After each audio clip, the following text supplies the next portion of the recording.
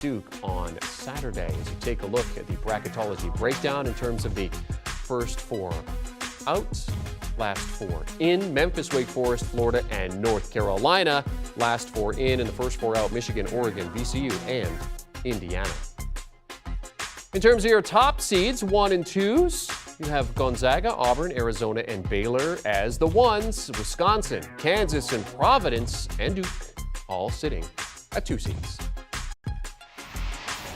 All right, let's talk about last night with college basketball writer and co-host of the On College Basketball podcast, our Matt Norlander. Matt, big win for San Diego State last night.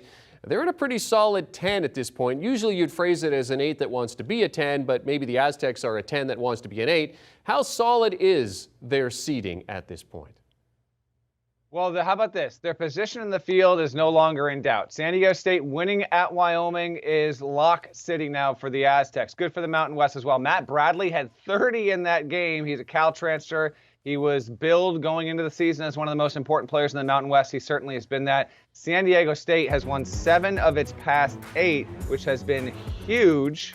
And yeah, they're going to be good. Now, you'd rather be a 10 than an 8, because if you're a 10 seed, you get a 2 seed in the second round if things break as expected, whereas if you're an 8, you got to play the 1.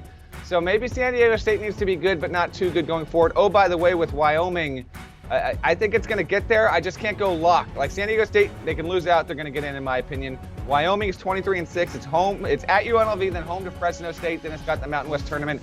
I would just recommend the Cowboys win one more game. Doesn't matter how you get it, where you get it, at least one. And Wyoming will be in as well. And the Mountain West will be sending 4 teams to the NCAA Tournament, which will amount to its best season in almost a decade. Yeah, pretty good season for them. Okay, let's talk about Wisconsin. We saw them as one of the 2 seeds. They play for the Big Ten tonight with a win over Purdue. They are in the seeding right now, but big picture, Matt, what would winning the Big Ten regular season mean for the Badgers? Well, it would be a cherished thing. There's no doubt about that. You see Johnny Davis there. He's been phenomenal this season. He's been not only a National Player of the Year, top candidate, he's been among the biggest surprises, breakout players in the entirety of the sport. The last time Wisconsin won a regular season championship in the Big Ten was 2015. You may recall guys like Decker and Kaminsky were on that group. And yeah, Wisconsin still, like you can see up here, Palm's got him on the 2 line.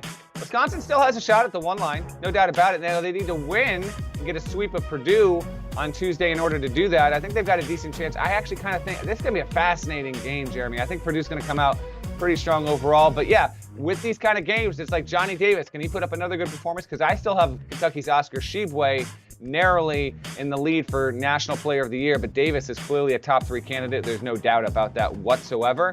And so, big picture, as we look at that 2 line, talk about Wisconsin-Purdue, 1 seed in the Big Ten on the line here.